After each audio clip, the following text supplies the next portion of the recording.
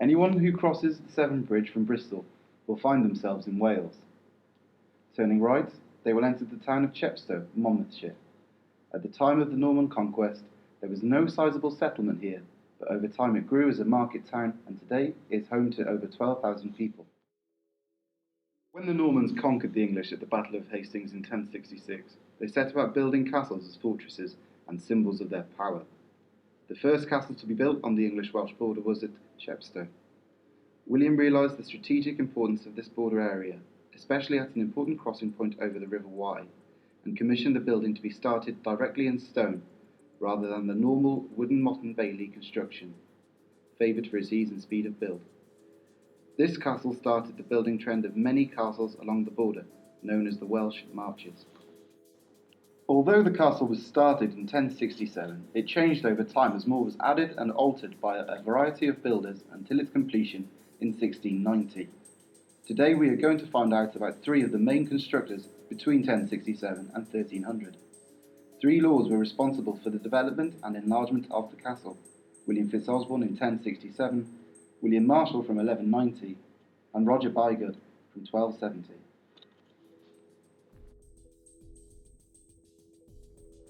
Born in 1020 in Normandy, his father was a close associate and cousin of William the Conqueror's father, Richard of Normandy, and the two Wills were childhood friends. He fought for the Conqueror at the Battle of Hastings and was rewarded for his service with a prominent role in the subjugation of South and West England. William Fitzosborne was given the title of Earl of Hereford and tasked with maintaining the kingdom's stability. During the 1060s, Anglo-Saxon attacks were emerging from Wales, threatening Norman conquests in England. In order to counter this threat and to act as a springboard for attacks into Wales, William Fitzosborne built a series of castles, including the one here. These fortifications stretched from Wigmore in the north to Chepstow in the south, in present-day Herefordshire, Gloucestershire and South Wales. Construction on these strongholds started in 1067, and some were used for several hundred years before advances in technology rendered them less useful.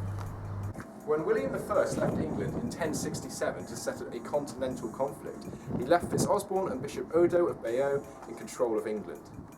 In 1071, when the king returned, and with Chepstow still under construction, Fitzosborne left for Flanders, where he died in battle fighting Robert de Frisieux for territory claims. After his death, his son, Roger, took possession of the castle, but unfortunately lost it in 1075 during the rebellion against the king.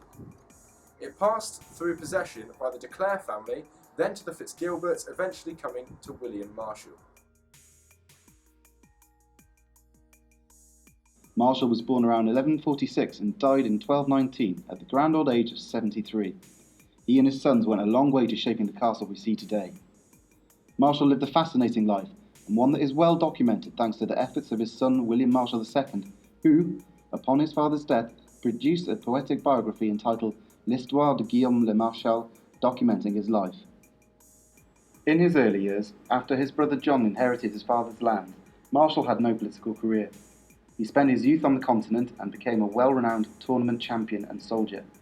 Marshal lived through the reign of 5 kings, the first of whom was Henry the Young King.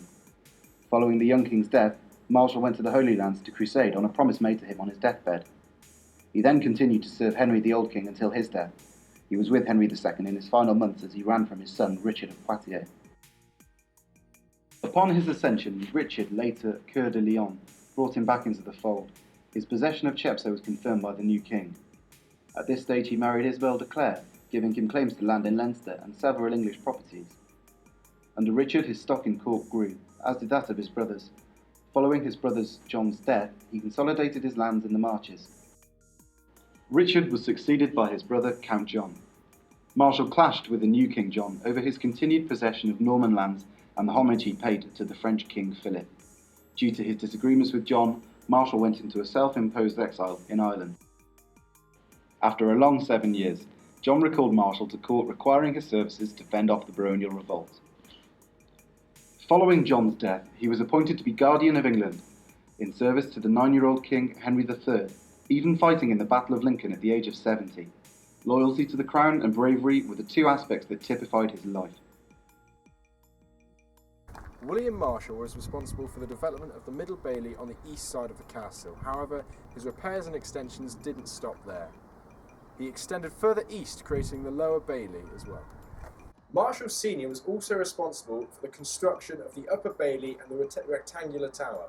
It was similar to the Gloriette at Corfe Castle, built by King John. It may have been built for his wife, Isabel de Clare. The rectangular and arched windows behind me belonged to the Countess's chamber.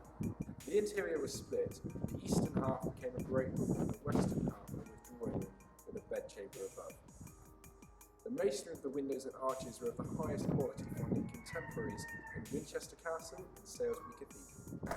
Finally, in 1293, the Great Tower was enlarged and the upper story was added and extended along the full length of the building by the younger Marshal brother.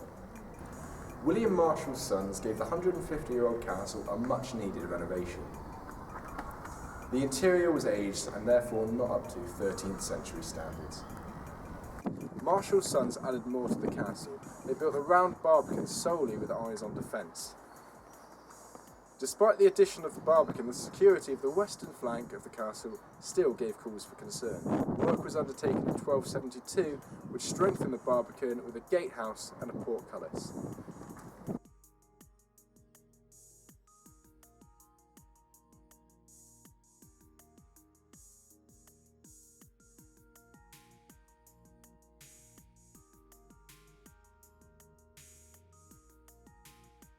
The portcullis was a pivotal part of medieval castle defence.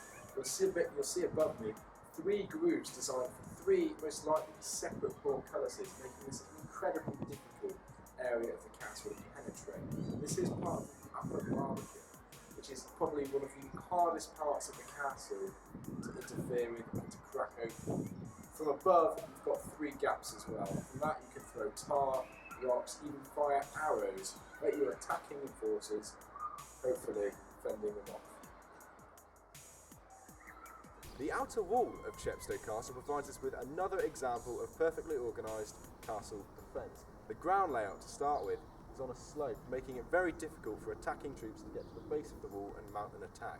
The tower is shaped perfectly round, meaning any bombardment is either going to ricochet or plummet to the ground rather than shattering the actual tower. Ramparts were another primary method of medieval castle defence. Here you can see we've got a wide angle of view, so any defending member from the ramparts can see any opposing force coming towards for a long while away.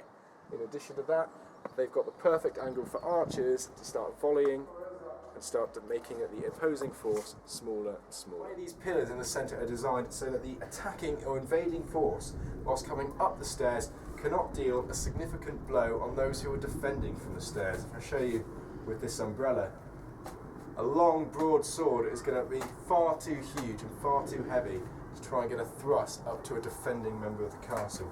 The defensive members, however, have got the perfect wide angle of attack to knock back any invading attackers. Solid.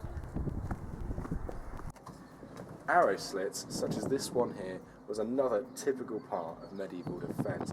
You can see it's designed long but thin. Long so that you have a long view of fire for the archer, but thin so that any opposing fire coming toward the defending archer is not an easy shot to make. It's protection for the archer while a wide angle of attack as well.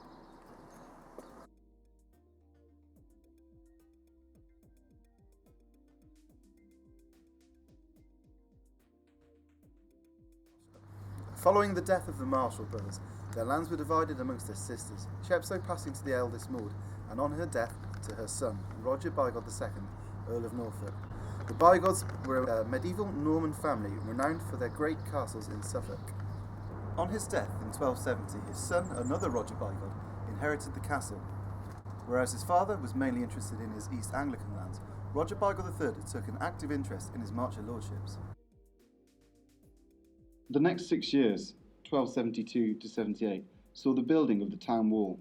Although this period saw the beginning of the final conquest of independent Wales by King Edward I, it also saw a string of severe Welsh revolts, and it would have been prudent to protect the town in this way whilst matters were still unsettled. Work at the castle began at about 1278 under the new direction of Master Ralph, who was paid a wage of 2 shillings a week as Master Mason. 1278 and 85, a fine new hall range was built along the River Cliff, along the north side of the Lower Bailey. Roger Bigod and Ralph Gorgon also built the Great Tower at the south-east angle of the Lower Bailey. They remodelled the 11th century Great Tower, extending the Marshall Brothers extra storey at the west end to cover the entire tower, adding corner turrets at the eastern angles and inserting a floor over the hall. Following in 1285, the Martin's Tower at the southeast corner of the same bailey was a vulnerable part of Chepstow's castle defence. The building of this tower was of tantamount importance when creating a structure of keep-like proportions. Earl Roger equipped the castle with accommodation worthy of a nobleman of high rank. A new kitchen, service rooms, hall and Earl's private accommodation were added along the riverside of Chepstow Castle from the outer to middle gate. Bygod's intensive building works are said to have stimulated the town's economic pulse, and in time the name Chepstow began to distinguish the town from the lordship. In 1298, a military engineer Reginald was brought in to advise on the building of 4 large springalds, or catapults, mounted on 4 of the towers, including the Great Tower.